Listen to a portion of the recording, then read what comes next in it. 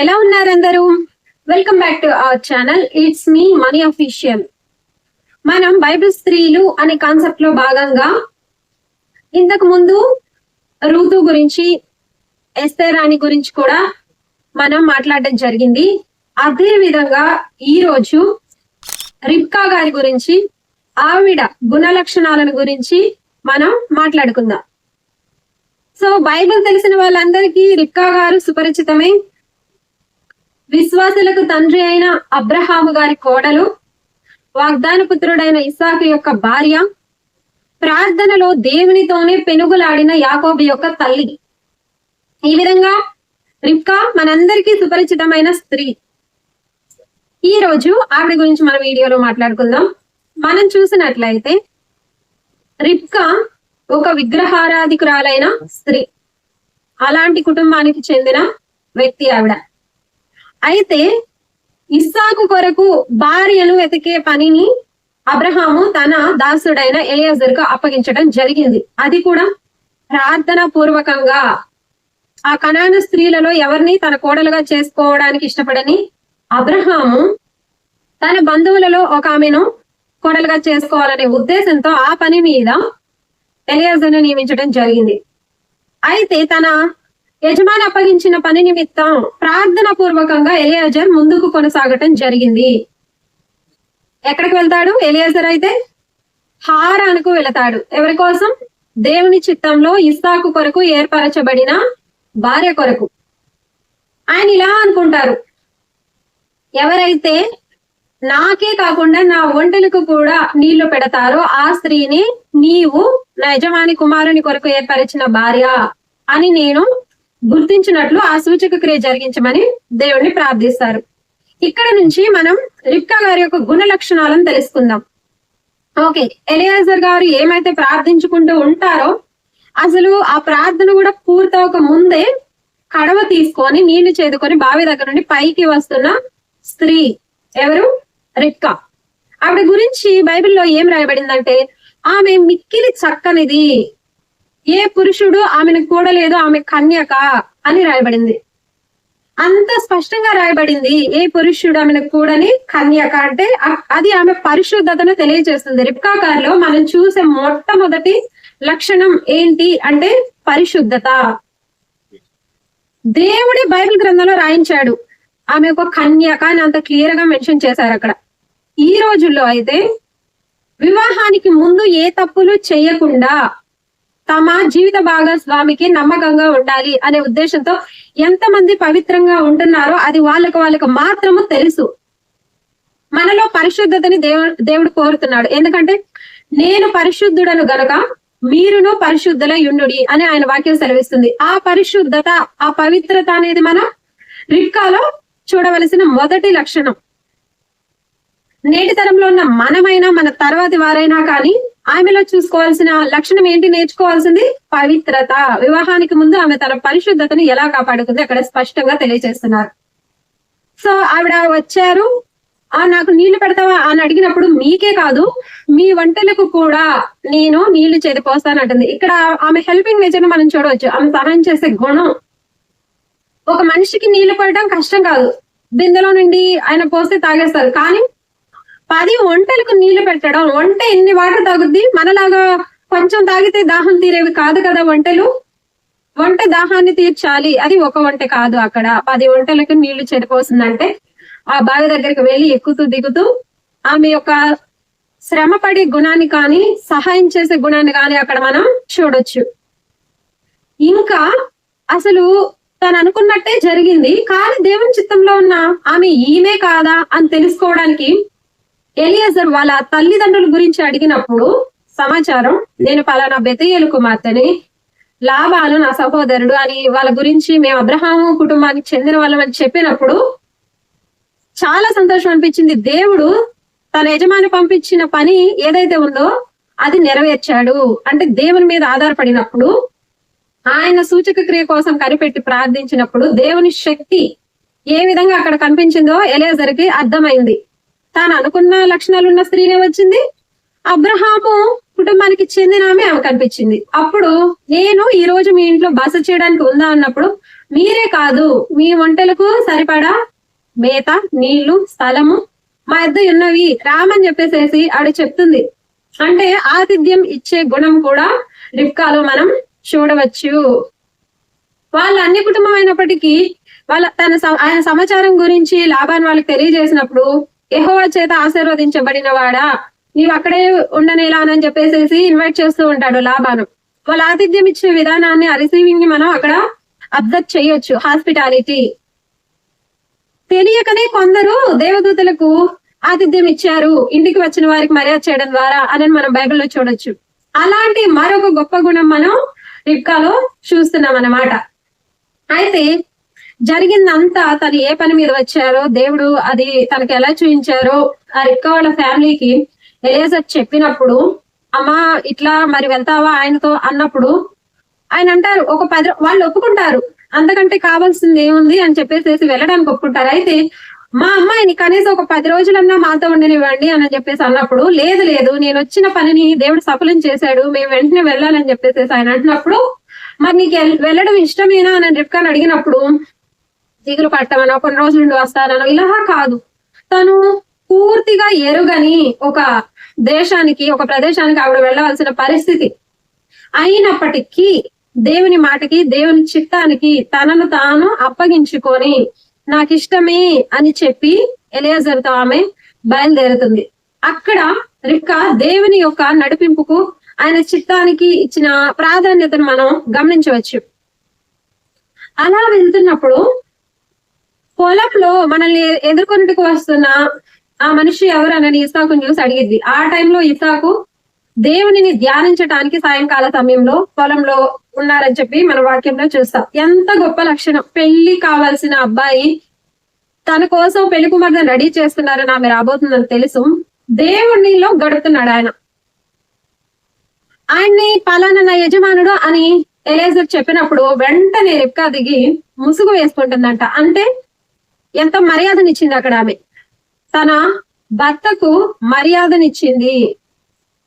స్త్రీకి శిరస్సు ఎవరు? పురుషుడేనని వాక్యం చెప్తుంది కదా. తన శిరస్సును ముసుగుతో ఆమె ఆ విధేయతను, ఆ మర్యాదను ముసుగు వేసుకోవడం ద్వారా కనపరిచింది అక్కడ. మరొక గుణం మనం రిబ్కాలో చూసినట్లయితే ఆదికాండం 24లో మనకి తెలుస్తుంది ఏంటంటే, ఇస్సాకు అప్పుడే తన తల్లిని కోల్పోయిన బాధలో ఉన్నారు, చాలా బాధలో ఉన్నారు. ఎందుకంటే లేక లేక పుట్టిన కొడుకు కాబట్టి శారా ఎంతో అపురూపంగా పెంచి ఎంతో బాగా చూసుకునే ఒక తల్లి దూరమైనప్పుడు ఆ బిడ్డ పరిస్థితి ఎలా ఉంటుందో ఈ లోకస్తులుగా ఉన్న మనకి తెలుసు.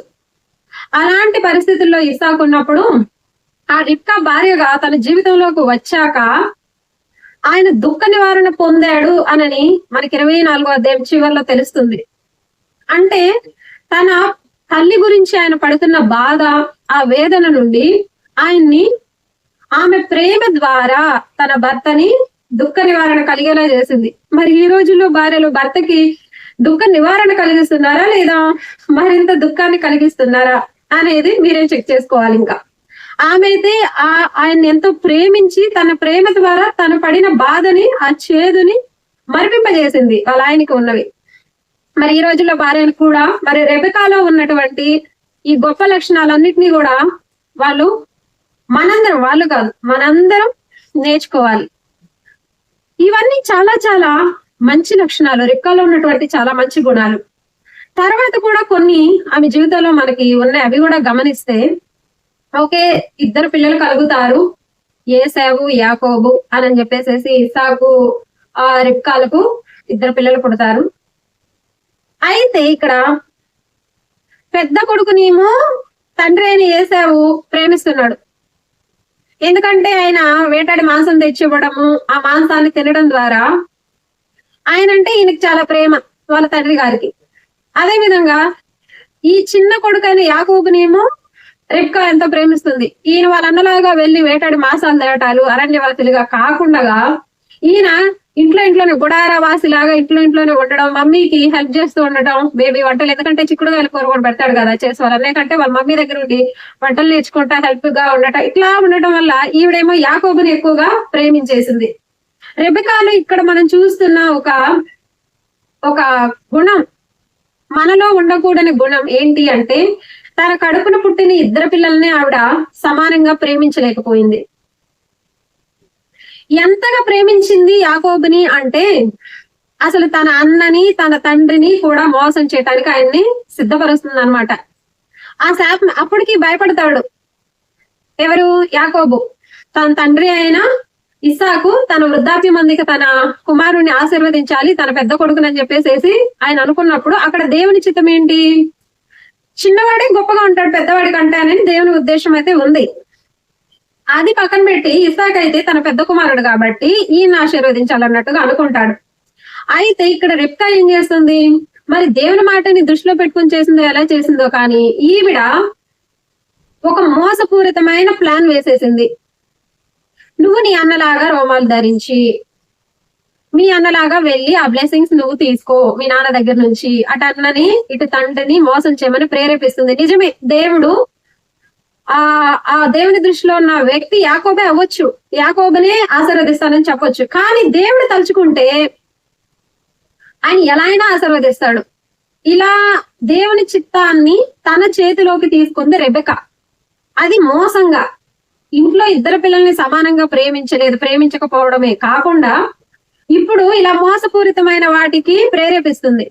దేవుడు తన పట్ల చిత్తాన్ని కలిగి ఉన్నప్పుడు అది యాకోబు పట్ల ఎలా అయినా నెరవేరుస్తాడు కదా. అది మోసపూరితంగా తండ్రిని అన్నని మోసం చేస్తేనే ఇది దేవుని కార్యం జరిగిద్దేమో అని ఆవిడ అనుకోకుండా ఉండాల్సింది అక్కడ.